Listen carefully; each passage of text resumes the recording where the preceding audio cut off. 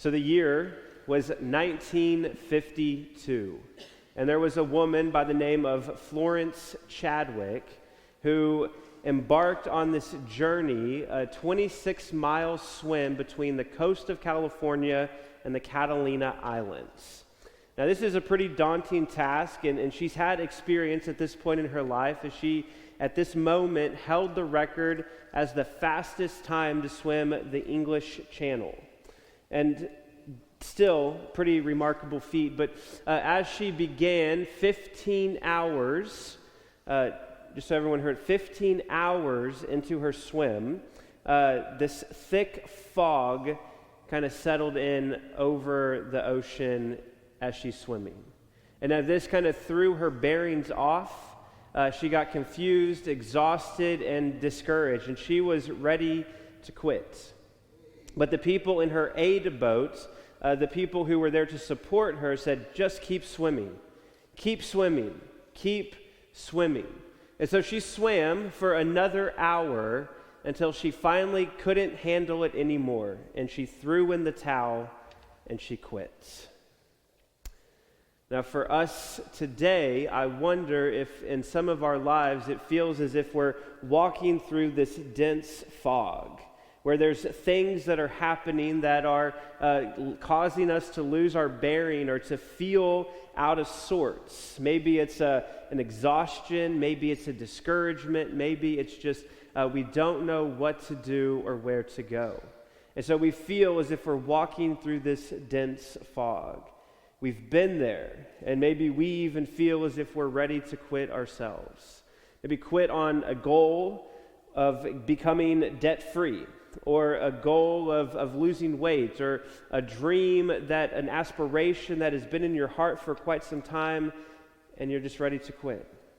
Maybe it's to quit on a relationship, or praying for a relationship. Maybe it's getting ready to, you're feeling like you need to quit on your job, or some area of your life that is weighing you down and causing you to feel tired, exhausted, or confused.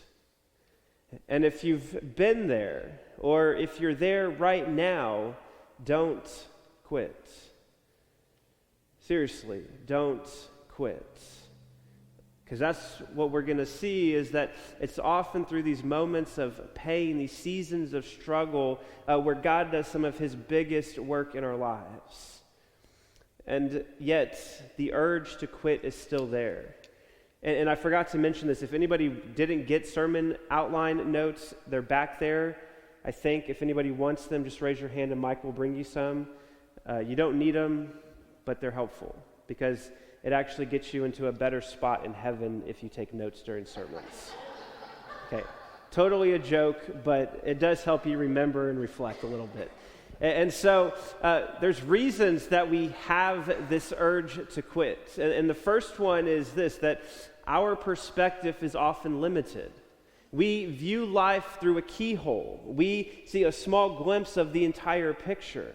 It's like we have a piece of the puzzle that God is trying to weave together and create this big masterpiece, a 1,000-piece puzzle of what our life is. And we see such a small portion of it. And the portion that we see is what we can feel, what we can see physically, what we can experience.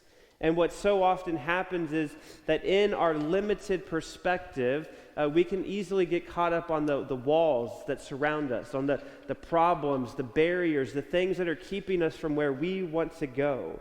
And so we get hyper-focused on the problems, and it's harder to see what God is trying to do around us, or even in us. And when we can't see, when we have a limited perspective, it's a lot easier to quit. And the other reason is that progress isn't always obvious. Things take time. Progress is this slow thing at times where we don't even see the progress, or the progress is just so slow that we get discouraged. Right? It's easy to keep battling and to keep fighting when you see the end in sight. Or if you know that the breakthrough is just around the corner, it's easy to keep going in those moments. But when progress isn't obvious, or it's just going a lot slower than you would hope, it's very easy to throw in the towel and say, I'm done. And in the moment, yes, it's easier to quit, but in the long run, it's not the right answer. And it's in these seasons where it's a struggle, it's a test, it's a trial, there's a suffering. We want to see something happen, but it's not happening. It's very easy to start asking the question of, where is God? Where is God in the middle of this? Why isn't he answering me? Why isn't he delivering on this prayer? Why are things still not going the way that I would like them to go? And it's in these seasons that oftentimes God is doing something, that God is working, that he's strengthening our faith. And it's a hard reality that we have to face sometimes and swallow and wrestle with, is this, as James says, consider it a great joy whenever you experience various trials, because you know that the testing of your faith produces endurance. And let endurance have its full effect so that you may be mature and complete, lacking nothing. Trials, suffering, pain, difficulties are part of life. And as followers of Jesus, we should expect to grow tired and weary from time to time, because life is hard. Life is not easy, and we have this enemy who is trying to keep us from experiencing the fullness of a relationship with Jesus. We have this enemy who is trying to destroy everything that God holds near and dear, and that's relationships, that's health, that's well-being, that's our attitude toward God. Because he knows if it's too hard, at some point it might be easy to quit on God. And so trials come, difficulties happen. It's a testing of our faith to produce endurance. But trials, difficulties, it's also that the hard times reveal our weaknesses. It's sometimes where we feel that we have to be in control of our life. It's where we try to wrestle through things with our own strength.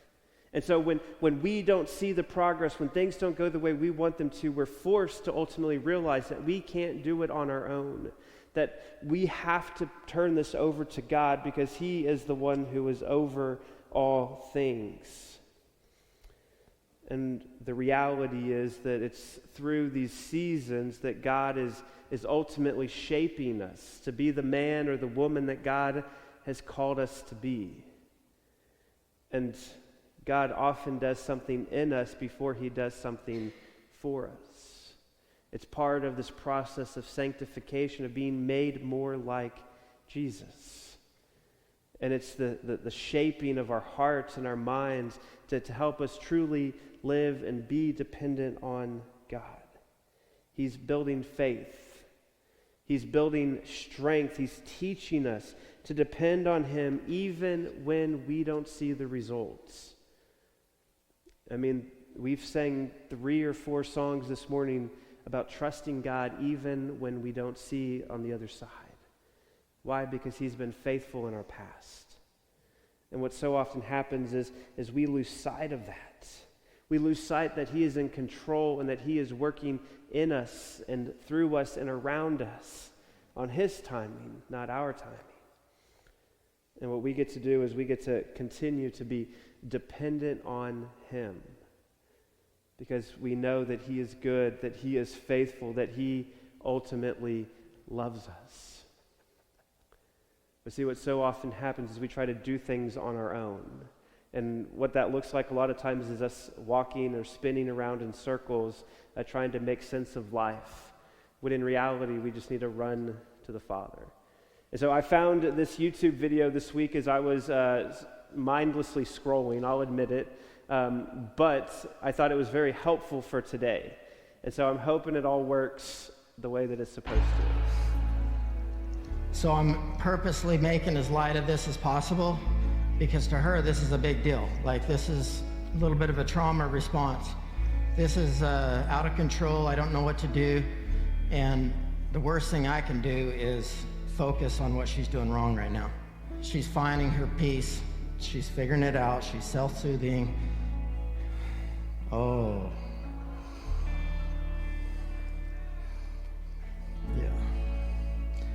Sometimes we don't know what to do other than just run to the Father and say, Papa, help.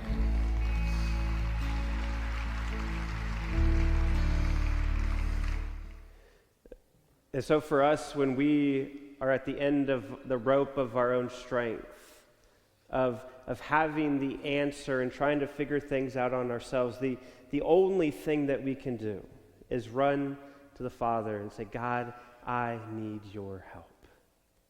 And it doesn't mean that the answer is going to be right around the corner.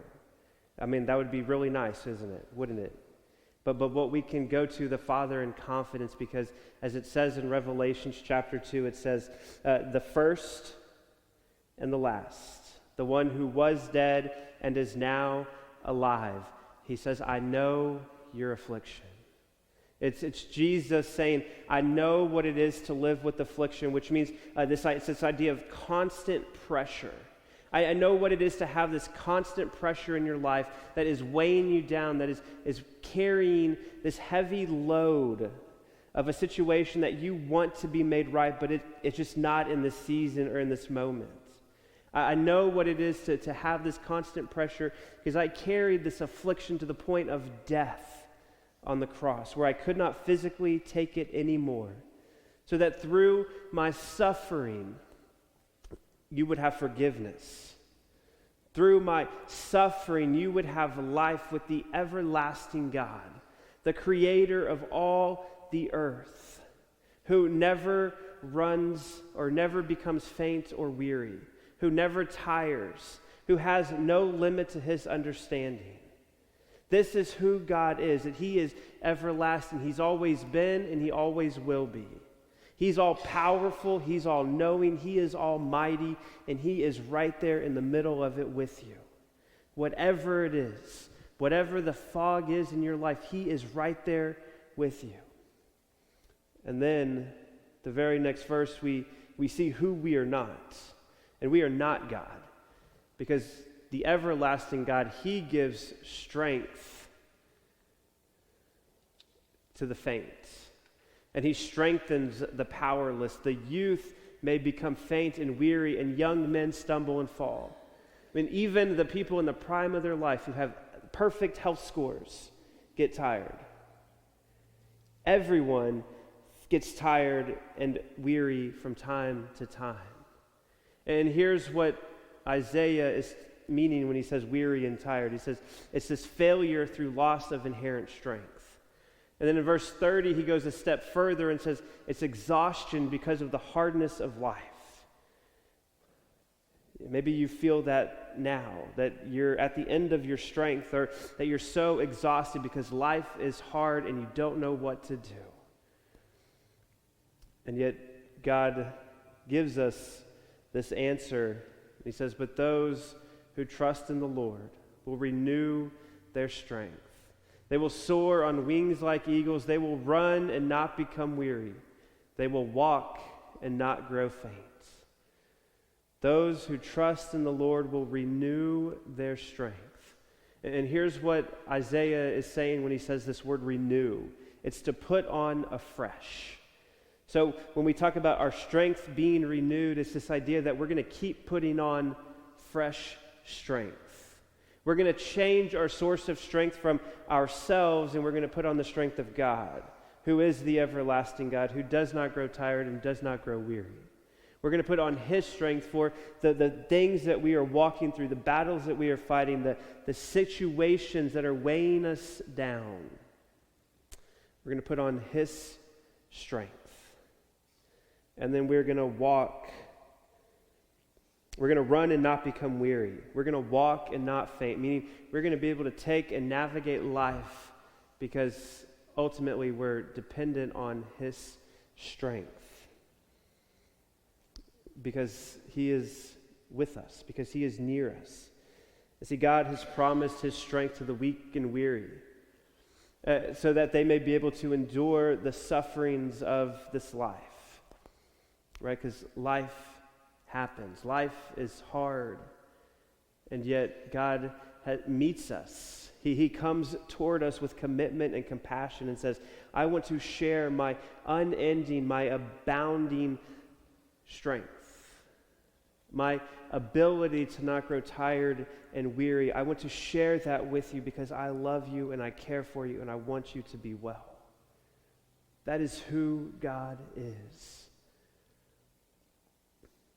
And so for Florence Chadwick, it wasn't until she got back in the boat and she could clearly hear what everyone in the boat was trying to tell her that she realized that she was less than half a mile from the Catalina Islands. Less than half a mile from the Catalina Islands. And she said in an interview a little bit later, she says, "I'm not trying to excuse myself, but if I could have seen land, I know I could have made it."